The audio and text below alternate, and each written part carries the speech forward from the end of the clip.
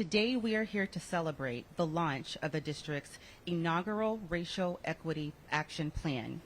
This roadmap, thank you.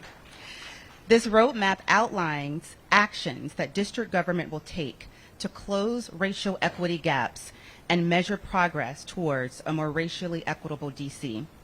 Within the Mayor's Office of Racial Equity, we have already taken steps to move forward on our roadmap. On October 21, we launched our racial equity pilot cohort and have since given multiple trainings to various agencies within government to develop their own racial equity plans.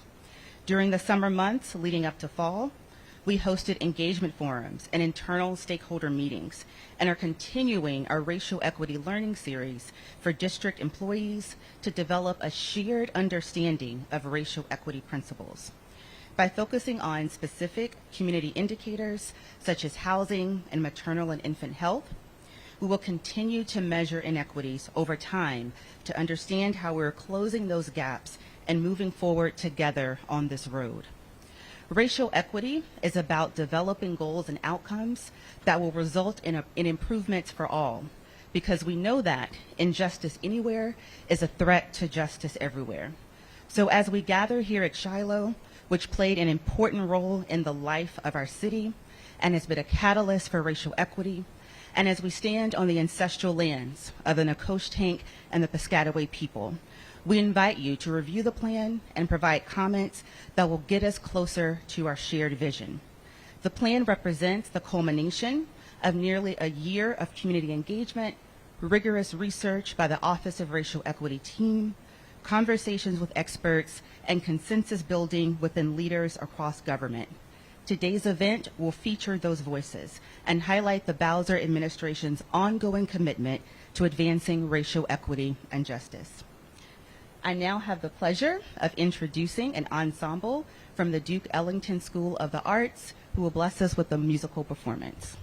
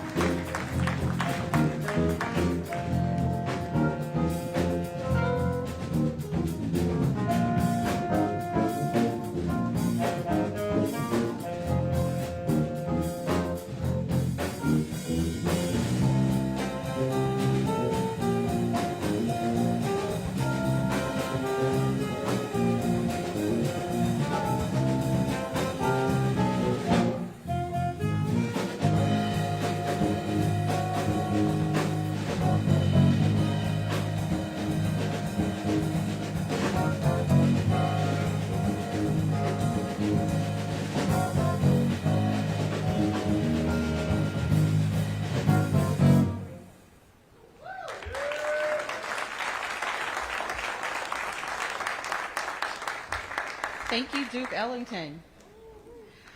I now would like to invite up Ariana Crawford, a young scholar at the Cesar Chavez Public Charter School. Ariana is a high school senior and chief of staff at her school's Student Government Association. Ariana.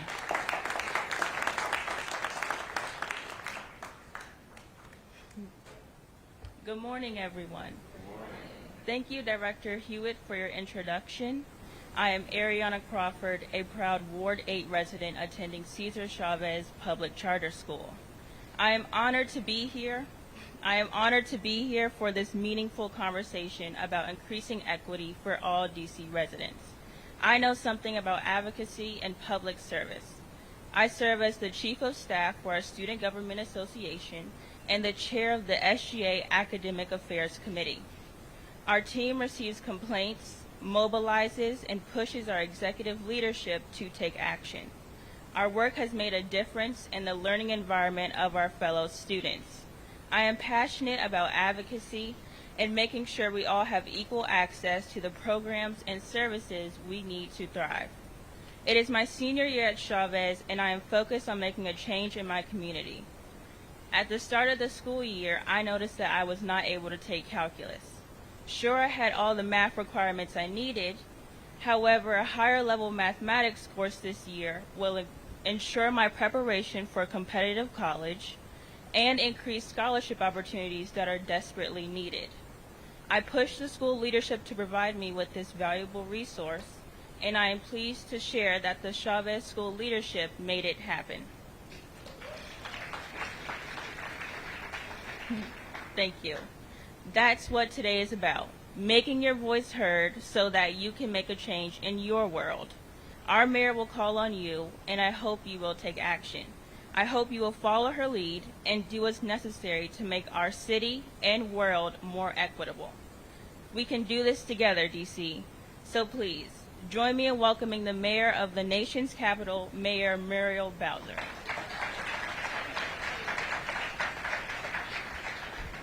Well, let's give Ariana a big round of applause.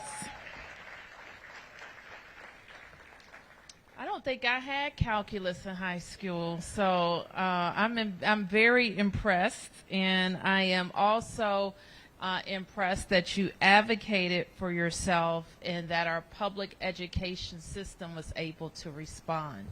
So that's what it's all about.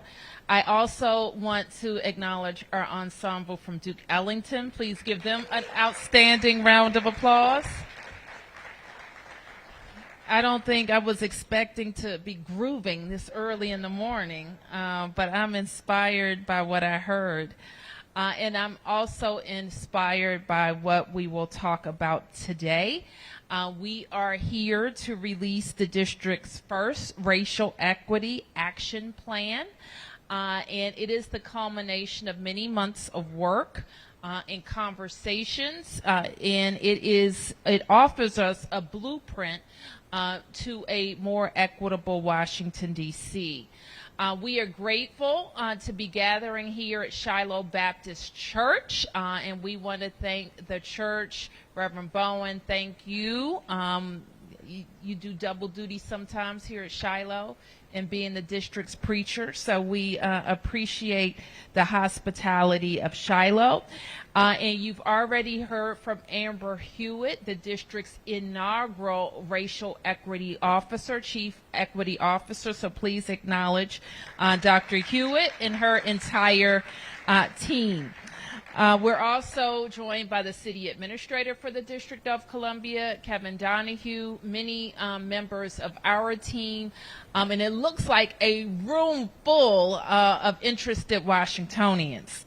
So Ariana, the other thing that we want to acknowledge is about young people is that you guys showed up last week on Election Day across the country to speak up for your rights, your future, and our democracy. So I want us all, because sometimes it happens this way, we get into this cycle of saying young people are in trouble. Oh my, young people aren't doing the right thing. Oh, young people. I want to say that we have some outstanding young people here in Washington, D.C. They wake up every day doing the right thing and sometimes against a lot of odds. And while we're all focused on our vulnerable young people who need a lot more, we can't forget the ones who are doing the right thing each and every day, or their parents who are pushing them and finding a way and making a way, or our young people who are artists who are also fighting and making a way for themselves, or young people who are taking calculus in the 12th grade even when their school doesn't have it. Those are the young people that I don't want us to forget celebrating. So part of what we're talking about is how a city as prosperous as ours can be more equitable. That is, we're all proud of where we've come from as a city, but we are not happy when we know people are left out of that prosperity. We also know that years of discrimination, decades, or some would say centuries of discrimination, have intentionally blocked black and brown people out of opportunities to build wealth, which have compounded these deep inequities. And so that's why earlier this year, I offered the most equitable budget under home rule. It's a budget that includes $40 million in what we call legacy initiatives. These are initiatives targeted specifically at keeping black Washingtonians and black-owned businesses in D.C.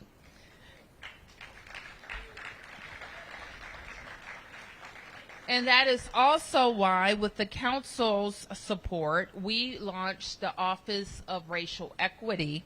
And I want to acknowledge the soon-to-be at-large council member, Kenyon McDuffie, for his vision in helping to create this office and an office on racial equity at the Council of the District of Columbia.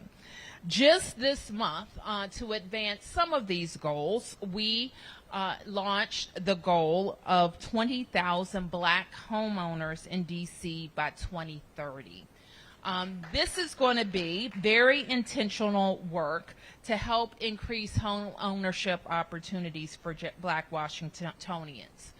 I say frequently that part of our work in making this city more affordable for more people is making sure that every neighborhood across the District of Columbia's 8 wards has what it needs.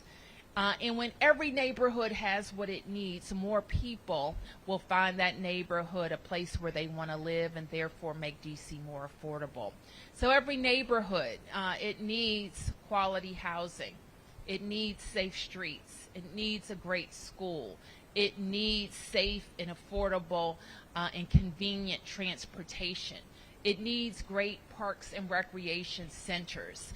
And it needs gathering places for people to have birthday parties. It needs for people to be able to go to their churches safely. And it needs a sense of community and community pride. And so we have, in the last 8 years, introduced those types of amenities across our city. For example, we opened the first grocery store in Ward 7 in 15 years at Lidl. We opened the sports and entertainment complex at St. Elizabeth's.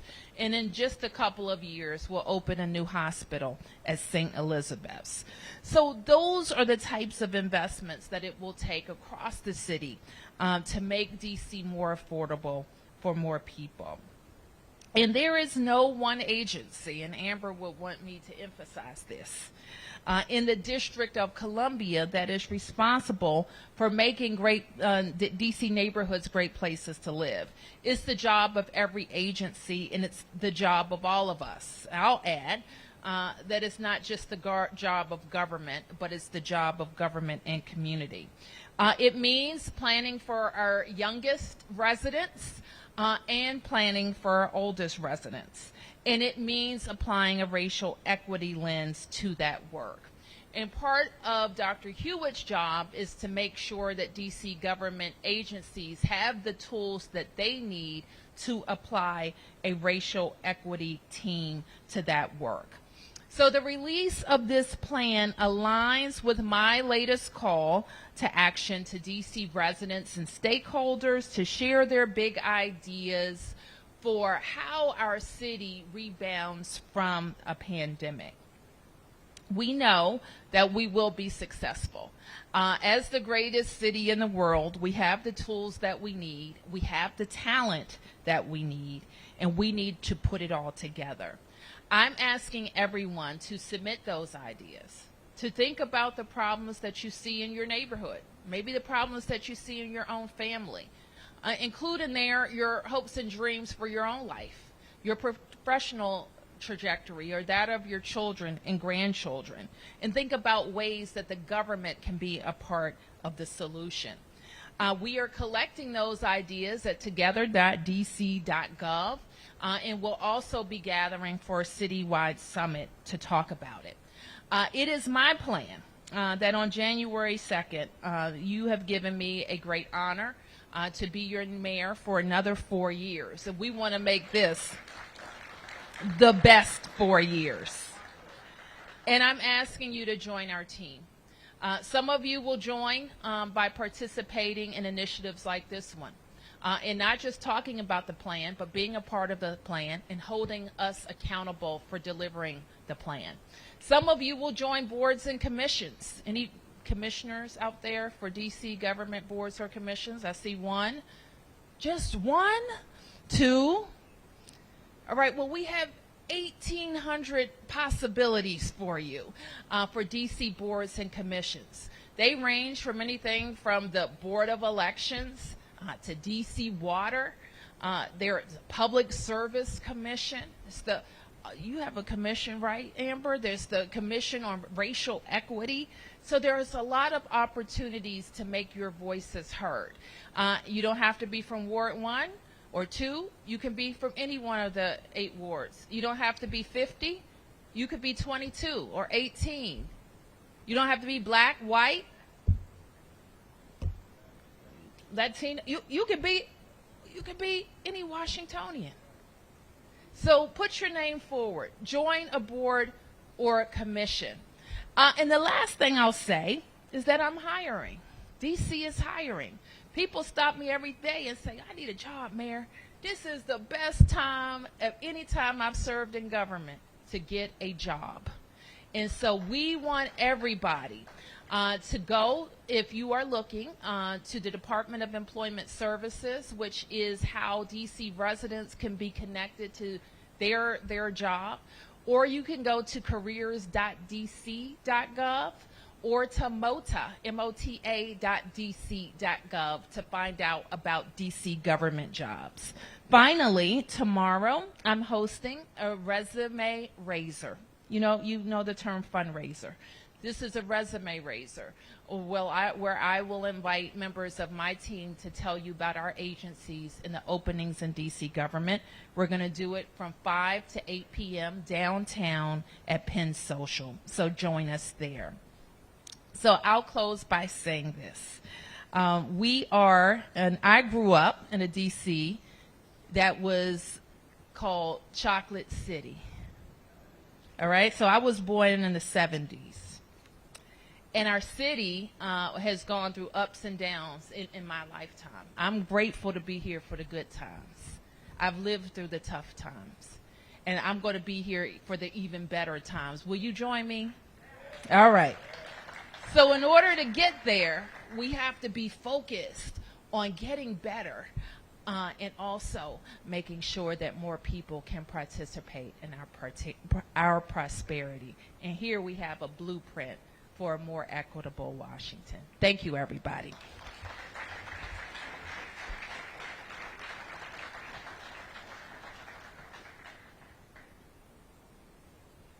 Thank you so much, Mayor Bowser, for your vision and your leadership. I know we're all excited about 4 more years and DC's comeback. We will now transition to a panel discussion with esteemed thought leaders who are advancing racial equity in their various fields. We'll be joined by Dr. Derek Griffith, the founding co-director of Georgetown University's Racial Justice Institute and professor of health management and policy and oncology. We're also joined by Mr. Joseph Lightman Santa Cruz, CEO and Executive Director of Washington, D.C.'s nonprofit Capital Area Asset Builders, which focuses on providing opportunities for BIPOC residents to achieve financial stability and long-term prosperity. We also have Ms. Sasha Gay Angus, President and CEO of MANA Incorporated. MANA is Washington, D.C.'s leading nonprofit affordable housing development and counselor. We also have Mr. Tony Lewis Jr., a community leader, workforce development specialist, re-entry expert, and champion for children with incarcerated parents. The panel is moderated by Mr. Lorenzo Hall. Lorenzo is a Washington, D.C. native, award-winning journalist, and anchors the WUSA 9 weeknight news. I invite our moderator and our panelists to the front.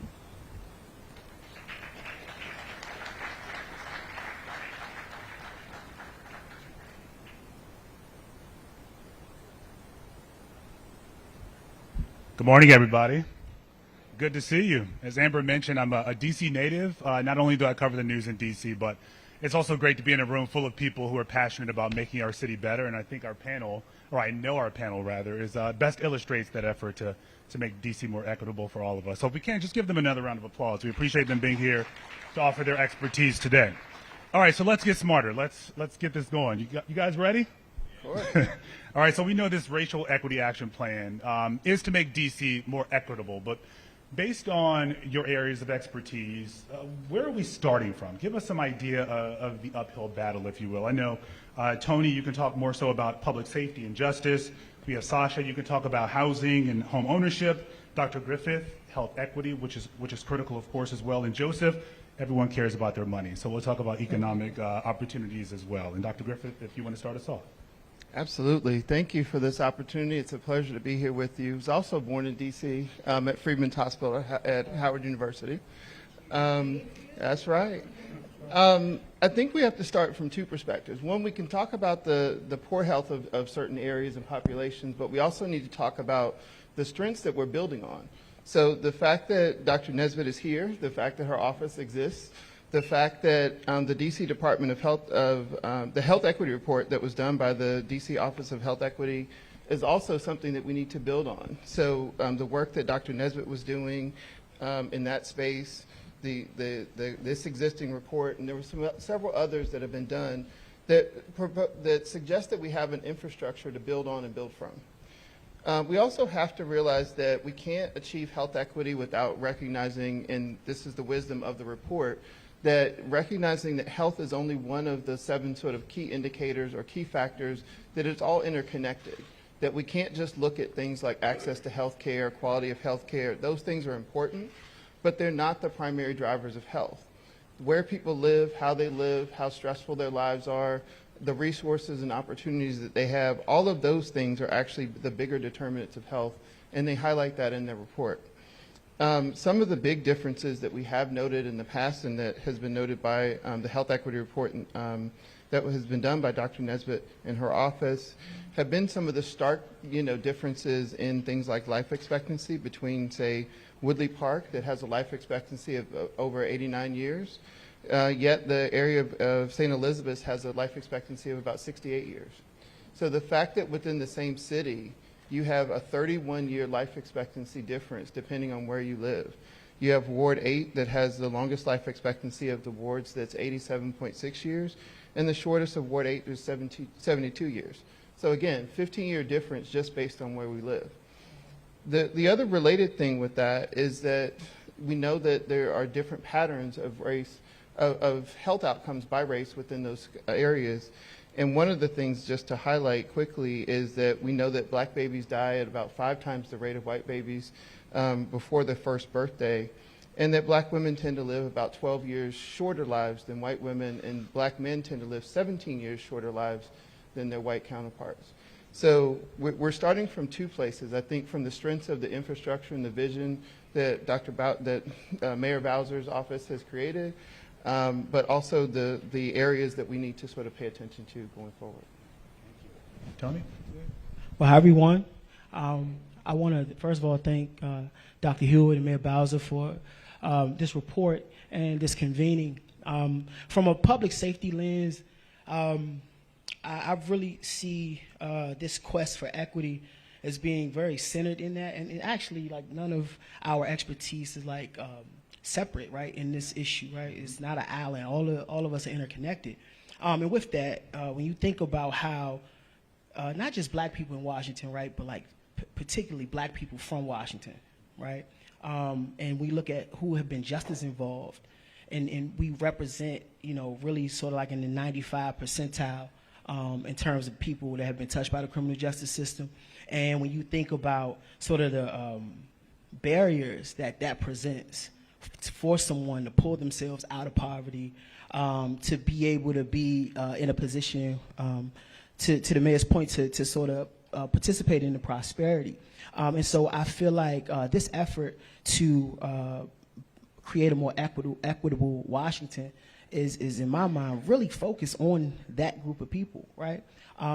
Where the removal of barriers, and I think this is important to say, that I feel like a returning citizen in Washington, and we've seen this, really can become anything, right? And I think our government has been a great pathway towards that. But we need to see that be able to be duplicated in the private sector, so that the programming around housing, the programming around business acquisition, a lot of the infrastructure that we've built, that people can be at a level to truly benefit from the programs that we've designed. Because right now, currently, we have too many people that feel like those programs are out of their reach because they don't meet a certain profile. Employment obviously is super important. It's primarily in the private sector, you're saying? Correct. Okay. Correct. I mean, some government agencies, but primarily, I think our government here, the local government, is an example. I think should be an example for our private sector and for our federal counterparts in terms of second chance hiring. And that's really, really critical, because we're not going to have a peaceful, poor community, right? I don't even know if there's a such thing. We really got to think about that. So survival is not the aim, right? We want people to thrive. So we have to remove barriers. Like, I think things like record sealing and expungement, which are possible in neighboring states. That's not really, we can't really do that for felonies here. I think that's something we have to address. We have to, because I think once we open up that world, when you think about things like the DC Infrastructure Academy, right? That's an incredible training mechanism that we have here in the district. But I don't know if enough of us can benefit from it when we think about our growth industries: healthcare, hospitality, IT, banking, and finance. When we think about specifically those that have been touched by the criminal justice system, can they easily matriculate into those growth industries? So that's where the work needs to be done in this equity space. I'm excited reading through the plan. Honestly, the home ownership piece, that shared consciousness throughout government. And as I close, I would love to foresee, say, a One's Pathways participant, which is our flagship intervention for people dealing with participating in gun violence, or Project Empowerment, right? DOES's flagship program. Think about this. People could come through one of those programs, be attached to family sustaining employment, be attached to the homeowners program, or be attached to the commercial acquisitions fund. You see what I'm saying? Like that continuum. And so reading the report made me feel really hopeful that we're building something that can like really create that. Sasha, you want to touch on homeownership? Sure. Good morning, everyone. My name is Sasha Angus. I am really encouraged to be here. I want to thank Dr. Hewitt for inviting me to speak, and also want to thank Mayor Bowser for creating the Office of Racial Equity. I think the fact that we're having this public discourse about racial equity, and through various initiatives, that, it gives us an opportunity to really to have the conversation and to talk about initiatives about how we can level the playing field for racial equity. So I'm thrilled about the fact that we're having this conversation. Where we started, I'll say that MANA began 40 years ago, and Washington, D.C. 40 years ago was a very different city. We started out as for sale developers And at that point in time, land acquisition, construction costs, really developing home ownership units across the city was a different experience and just very different economically than in today's times. As the mayor said, the city has really gone through regeneration, if you will. We've seen the city prosper in many different ways. Transportation abounds. Businesses want to locate here. There are ample jobs and opportunities. And as the city prospered, our population also prospered. So with our population, or our population increased. And with our population increasing, people need affordable places to live. And so, we have been, as a city, focusing on the creation of affordable housing to address the significant demand for affordable housing. And we have seen, at least over the last decade, that the city has invested significant resources toward addressing affordable housing. But what we also saw, I want to take you back slightly to the time of the last recession, which was between 2008 and 2012. One issue that we saw was that with that recession, the construction of single-family homes dropped, significantly decreased. Developers stopped developing single-family homes at the rates that they were. And again, the city was a sort of a different economically. But we continued our investment in affordable housing, and in some ways, we're a victim of our own success. The Housing Production Trust Fund, over prior years, the mayor has committed, in prior years, it was a $100 million fund. In the last couple of years, it's been a $400 million fund to address the pressing need for affordable housing. And I say that we're a victim of our own success because while we have been trying to address rental housing, there was another issue being created around home ownership, around for sale. But I am highly encouraged because we now have what's called Mayor's Legacy Initiatives that she mentioned earlier, where under the Legacy Initiatives that is part of this year's budget, seniors who may need assistance with repairs of their homes, they can access assistance through the Single Family Repair Program. There's assistance for estate planning. There's assistance for people who need to create wills to be able to pass on their properties to their families and to ensure that their assets remain in their households and are passed on through generation. So that's an extremely important initiative to ensure that wealth building continues across families. I'm also very encouraged by the creation of and the investment in the Black Homeownership Fund. We know that there's a huge disparity in the racial wealth gap between Black and brown households and white households. And so through this initiative, there's a homeownership fund that's being created to address barriers toward homeownership, and I'm thrilled to have sat on the strike force with Dr. Hewitt, where we provided recommendations to the mayor, where she accepted recommendations where we can address barriers that have prevented our longtime Washingtonians from accessing homeownership. So I talked a little bit about how we got here, and I'm also very encouraged about where we're headed. Thank you. All right, Joseph, the economy. Good morning. First name Joseph, last name Lightman, Santa Cruz.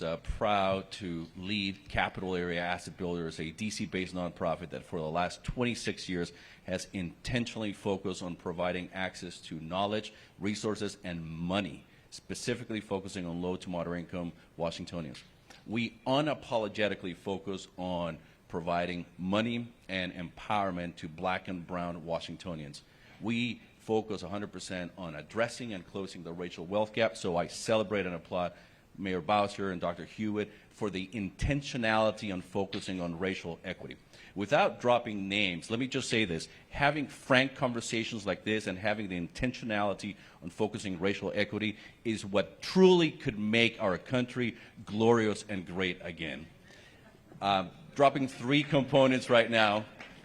The first one, we as a society have the wealth and the resources to lift every single individual and every single family out of poverty and provide them on a pathway to wealth creation. Unfortunately, so far, we do not have the will to do that. So we have the money, we do not have the will.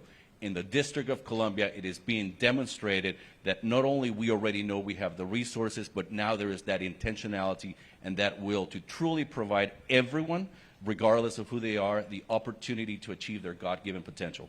The second component, we are in the Lord's house, so we have to be telling the truth and dropping knowledge, right? Systemic racism ain't something that has recently been created, and it ain't something that has gone away.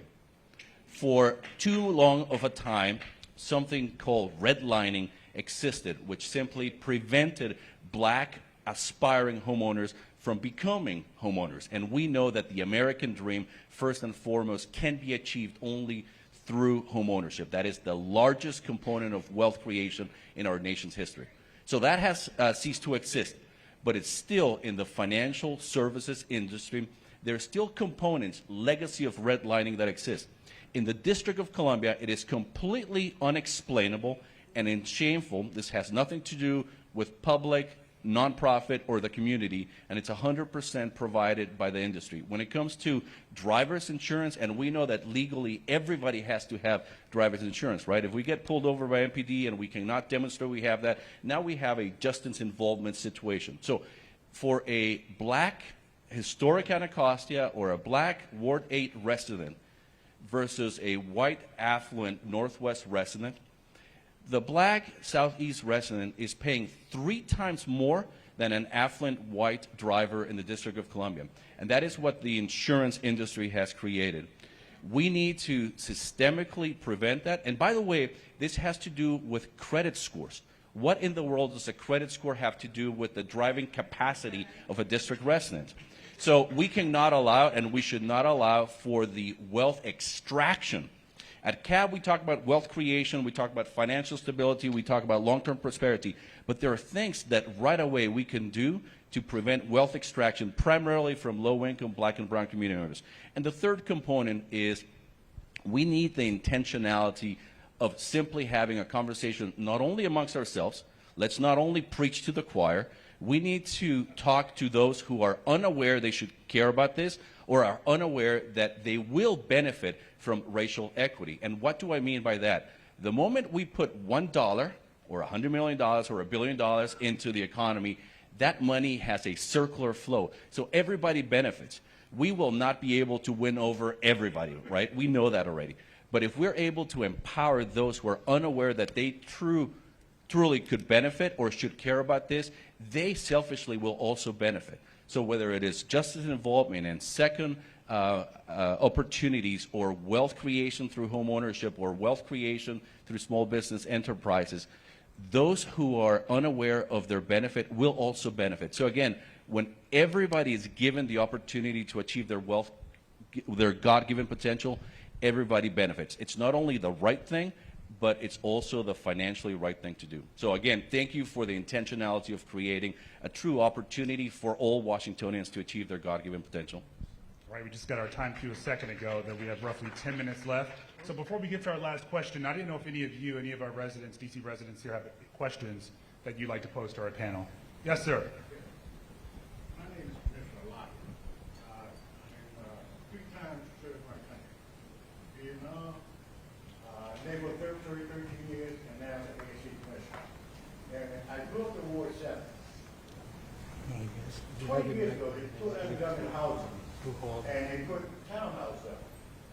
And for 13 years, just like on South Dakota Avenue by Bacchus, no supermarkets. We talked about nutrition values for the people in the community, that when they struggle eating oodles and hot dogs, that is no way for a child to function, the brain, the heart, or the body. And the next one is that I watched these homes when we talked about housing. The program we're talking is about 10 years behind. Because you have homes in my Ward 5, when we negotiated with the developers, they were supposed to be 5 or 6. They're 7, 8, now they're $900,000. Who can afford those of anybody brown or black people? Nobody. And not only that, what about a senior citizen who lives in that area, fixed income, and when the house assessment gets to that, either homestead exemption is going to tear the pocket up, or the taxes themselves. You're talking about $5,000, $6,000 more. Now you're forcing them out of their home, out of the city. And I'm not the only one to feel that way. There are plenty of them out there that feel that way. They're just afraid to speak up like something's going to happen to them. I'm 72 years old. You do what you got to do to me, but you need to stay. I'll take you to 2 areas in Ward 7. Minnesota Avenue there. People in these capitals. Sasha, do you want to speak on? They're forgotten for 20 years. That's wrong. Thank you for your comment and very poignant, very valid comment around, the cost of housing here in our great city. I will say that addressing the affordability issue is a real part of the solutions that we are creating within the public sector as well as the private sector to make homeownership more accessible to everyday residents, to restaurant workers, to seniors, to to everyday people. We know and have studied what the income levels are, particularly for the average Black Washingtonian.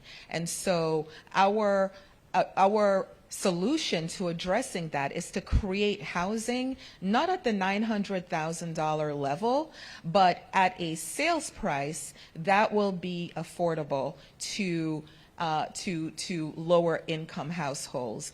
I can talk about the work that MANA has done, that we have a planned development in Ward 7 to create a 30-unit affordable homeownership project where prices are going to be starting at around the high $300,000 for a 2-bedroom home.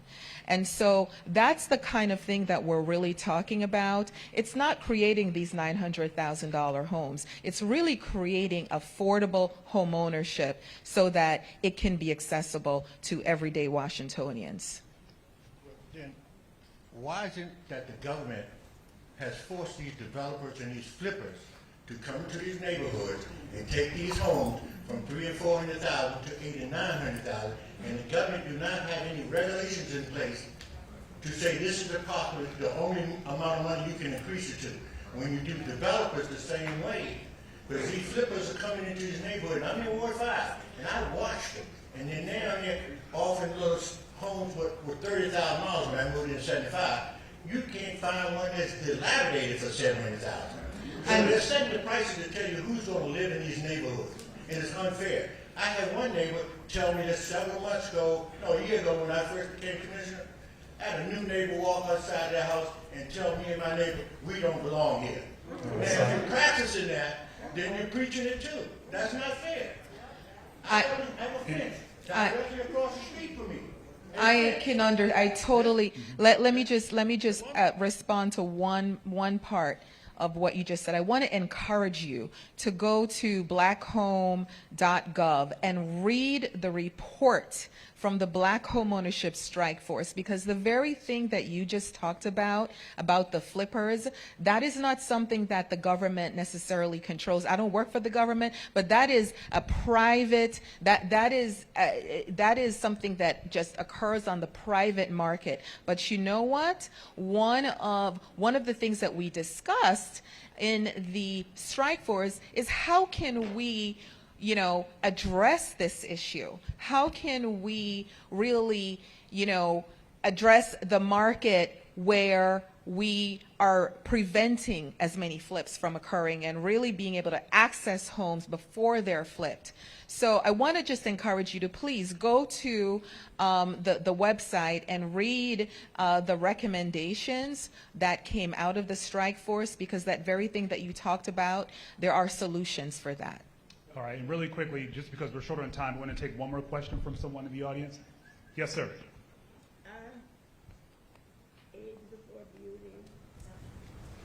You have a question, ma'am? You go ahead.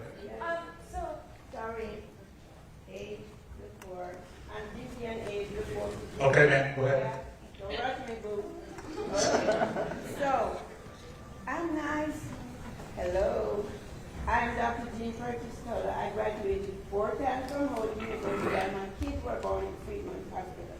I have a different accent, but I have had my race jeopardized because, not just by race, nationality, height, now it's age. Hello? So, no, I don't like, I'm an educator. Yeah, okay, all right, hello. Can you hear me now? No. I just don't like, I'm an educator. Can you hear me now? Yes. Ooh, okay.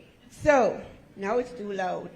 Anyway, this city, first of all, should not be called District of Columbia. Columbia is celebrating the feminine form of Columbus, so we'll have to talk, Mayor. It's Anacostia Potomac State. I've been to every state, 89 countries, and I would like to see the name being more relevant to race. Okay, if we're going to change Columbus Day, we're going to change that. For the aging people, I would like to see the city work with us better. I took courses in computers, but not every aging person knows how to use a computer. Yes, they say to you, just go online, do this, I can do it. And if I can't do it, my grandkids can do it. But not everybody has grandkids. They're aging people who worked in DC for 50 plus years like I did and don't have utilities. And I'm not joking. They're aging people who can't pay for a phone because they have to pay the Safeway bill first. So I would like to be on one of your commissions where we work on this. We need underground garbage collection like I saw in Ljubljana, Slovenia. And that's what we talked about before, just making sure everyone's involved. It's not just a government issue. I am my cute, sweet aging self, and I'll be 75 in February. And I've danced with you and shown you. Thank you so much. Thank you so much. Okay. Yes, sir. Really quickly. One more question.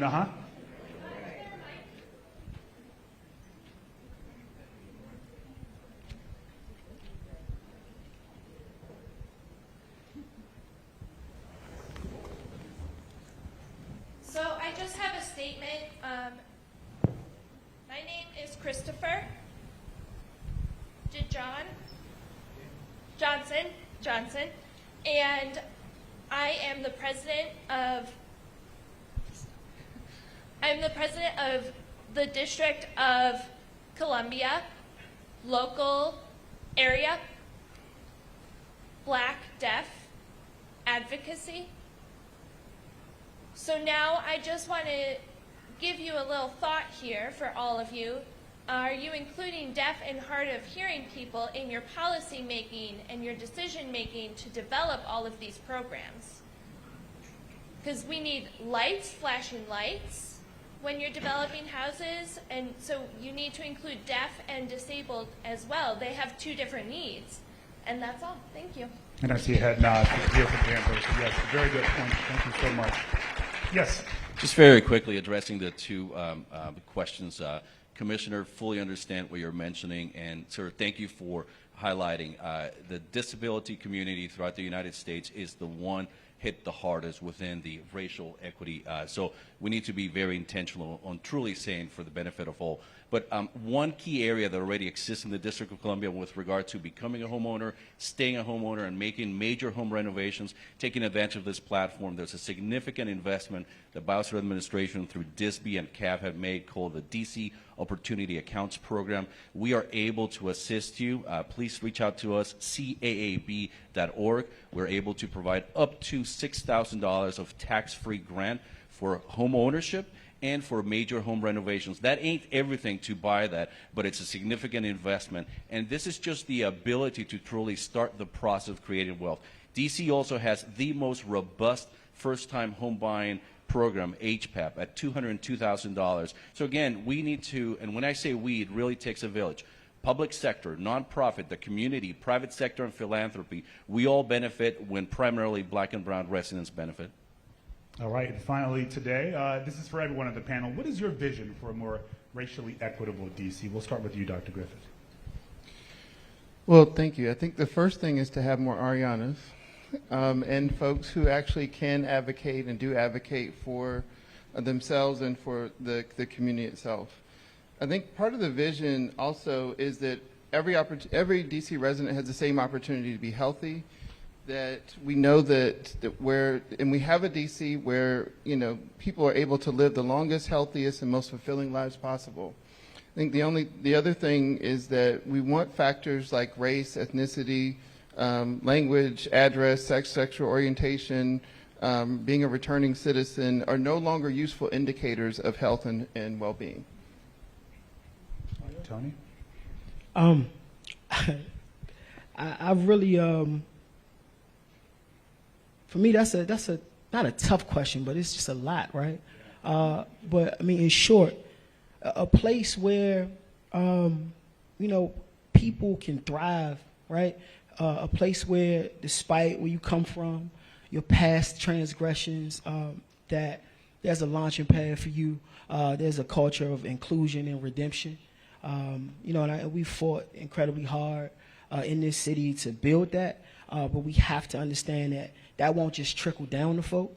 So the intentionality that Joseph spoke of is so critical, right? We gotta, in our messaging about all this wonderful stuff that is happening, I think we need to amplify that. We need to have credible messengers in that space to deliver the message in a way in which people understand what the full vision is and what their possibilities are, and be unwavering in that, right? And never the victim blame when people don't just get on board. That we understand we have to build that trust and cultivate that trust and deliver on our promises. So again, I'm excited about what the future holds for this city, and that we got to think also too. We at a point where even institutions like Shiloh is potentially at risk because of displacement. Right? This stuff trickles down in every facet of life that we've known here, but I feel like we're on the right track to stabilize all communities. How many communities can you say are having the same conversation that we're having today? So this is certainly a good start. Sasha?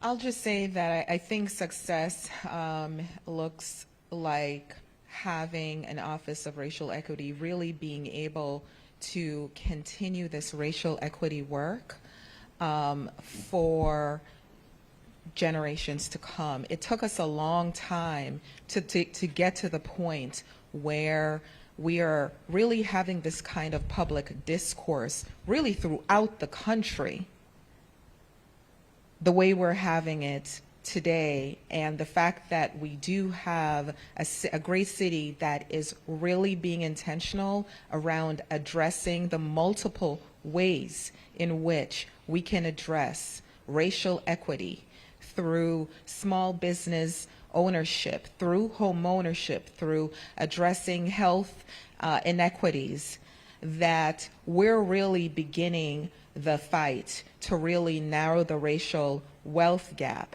And I think that this is a starting point, that we have a long way to go, and that I would encourage you all to get involved in the conversation and advocate so that we can continue to really address these issues. Lastly, I'll just say that to me, home ownership is the most accessible, readily available way in which people can build assets and create a nest egg for their families. It's the way in which people who are wealthy today have been able to really send their kids to college and really build assets because they have benefited from the generational wealth. So success for me is when potential home buyers have access to all the information that they need through the work of MANA and CAB and other CBOs to become first-time home buyers, when we're able to really continue to address the inventory gap for affordable for-sale homes, and when there's a level playing field for Black and brown households to achieve the dream of home ownership.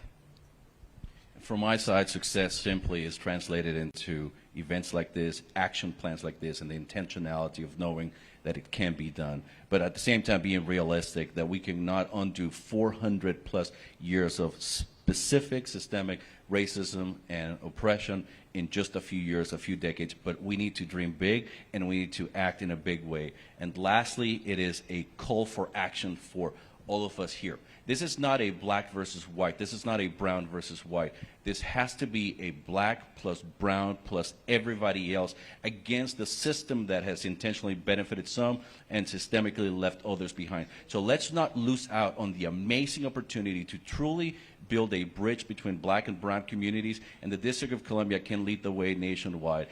We combined will make up the majority of the population in this country. Let's not waste that opportunity to intentionally disrupt that systemic racist approach. Y'all feel smarter today? Thank you to our panel, and thank you all as well.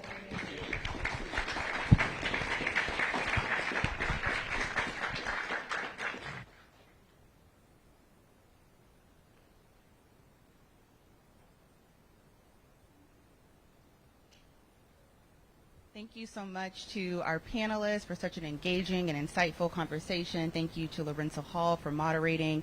And thank you so much for the passion, energy, and excitement from our engaged district residents. We invite that energy and that excitement as you review their plan and provide us with additional feedback.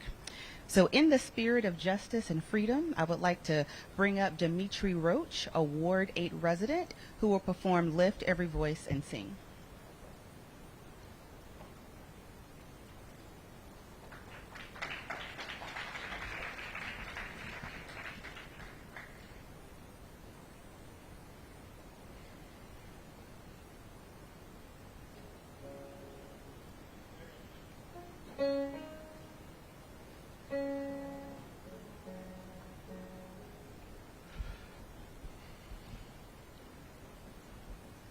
Lift every voice and sing till earth and heaven ring. Ring with the harmonies of liberty. Let out rejoicing. Rise high as the listening skies. Let it resound loud as the rolling sea.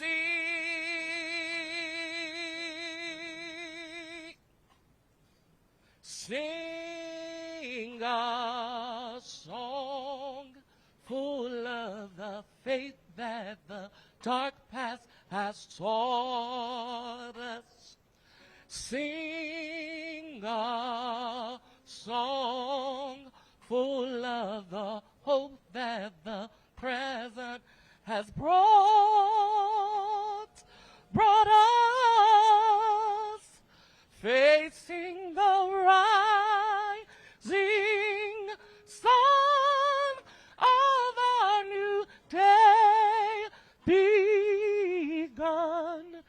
Let us march on till victory is won. God of our weary years, God of our silent tears, thou who hast brought us thus far on our way, thou who hast by thy might led us into the night, keep us forever in the path we pray.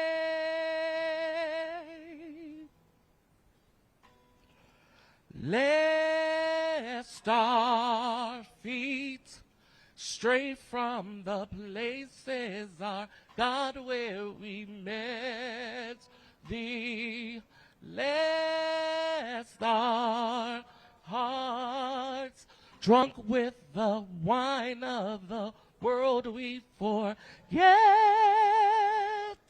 thee, shadowed beneath thy hand, may we forever stand, true to our God, true to our native land.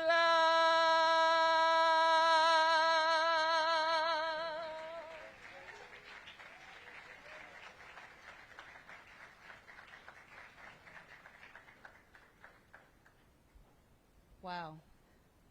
Thank you so much, Dimitri. Our ancestors are with us. Thank you. Whew, thank you for sharing that beautiful music. We are nearing our close, but before we close, we will hear a brief reflection from a DC resident who participated in several of our engagement forums over the summer, Mr. Kamon Freeman, co-founder of We Act Radio and recent Changemaker honoree with the Catalog of Philanthropy. Sorry. Mr. Freeman.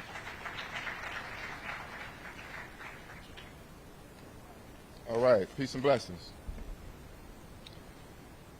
I want to be brief because you know they only gave the angry black man in therapy just a few moments here with you today. Let's start off by first congratulating our Madam Mayor on her historic third term. And I love what she's doing with her hair. I'm happy to see that her legacy building is including a commitment to a racial equity strategic plan to address the divestment and equities of our city that has been caused by past government policies, like the DC Community Development Consortium that has awarded grant-secured loans via Ward 8 Community Investment Fund to small businesses, of which I am also a recipient. Also, as a board member of Douglas Community Land Trust, I would like to greatly appreciate her support and the $2 million that the DC Housing and Community Development has allocated, not yet received, but allocated. Thank you. I took part in several of the community engagement forums during the process of the Racial Equity Action Plan, and the outcome brings me here today to speak to you. I'm here to stress the importance of government partnering with residents, especially those most impacted by inequity, so that we no longer have public policy without public input. I must also, well, thank you, give it up, you can say it. The comment section is open to January the 2nd, so the public input is on you. So as We Act Radio, we like to say do something. So when I say We Act Radio, you say do something. We Act Radio. So we can depend on you to make some public comments and input, correct? And you have until when? All right, that should do something. But I must have a caution that we must have guardrails in place to ensure the implementation of true racial equity. With the average white family having 81 times the wealth of the average black family in Washington, D.C., I am concerned about the ongoing housing crisis and the slippery slope of property tax as its forever increasing sliding scale that is currently functioning as a modern-day redlining. Before the pandemic, a 30-year-old cultural institution across the street from Howard University, Sankofa Video and Bookstore, was awarded a tax abatement to address these concerns. But despite the approval of proposed legislation, they have also yet to receive those funds and are still currently in jeopardy with the office tax and revenue. There are homeowners in the city that, if they own a second home, are subjected to a much higher vacant property tax rate, even if their property is not blighted and well maintained. So while we move forward with racial equity plan to correct past wrongs, we must also apply that same lens across the board for existing policies. And let me close by saying this. If you were to pull out your phone and Google the word equity, click images, the first image you will see is 3 boys who can't afford a ticket to a baseball game.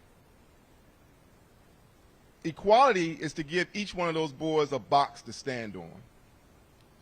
Equity takes into account that those 3 boys are a different height, and that the tallest doesn't need a box, and the shortest needs 2. That is what we're trying to do with equity, and our mayor is going to help us get us there. But she's going to need all of our support and input, and the comment section is open until January the 2nd. Do something. Shout out to Carter G. Woodson. We on the block for Carter G. Woodson. I got to make sure I put that out there. Thank you. Thank you, Mr. Freeman. And to close us out, I would like to invite up a very thoughtful partner in our work, Reverend Thomas Bowen, Director of the Mayor's Office of African American Strategic Engagement. Thank you, Dr. Hewitt, and thank you, Madam Mayor. Thank you, Dr. Hewitt, and thank you, Madam Mayor.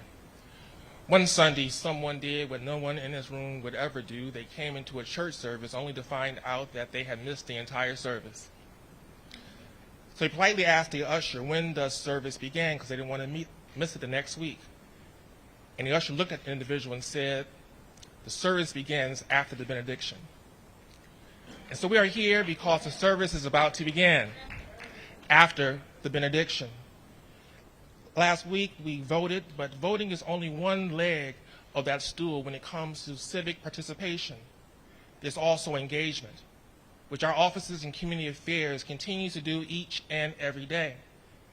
I'm proud to say, Brother Johnson, that as you gave your remarks, that we now have opened the new Mayor's Office of Deaf, Deafblind, and Hard of Hearing, helmed by Sister Carrie Cook. We need to consider totality of all our DC residents. Calvin Butts once profoundly stated, there is a separation of church and state, but there's no separation between church and community. And in that vein, there's no separation between government and community. As Mayor has already stated, we cannot easily undo the 100 years or hundreds of years of discrimination. The work will not be easy, but it's critical and it's essential. On the back, you'll find on the table, as Kimon has already stated, ways that you can participate in this public comment section, which closes at 5 p.m. on January the 2nd.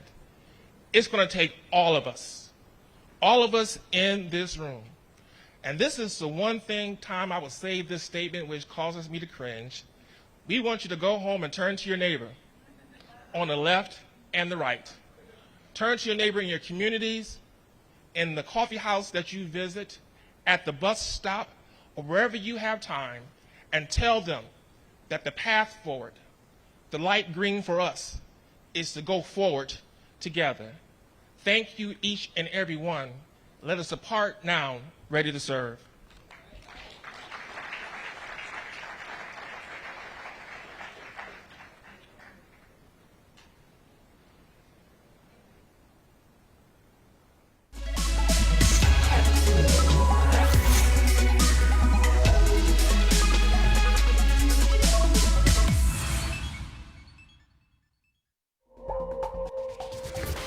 We now return to our previously scheduled program, already in progress.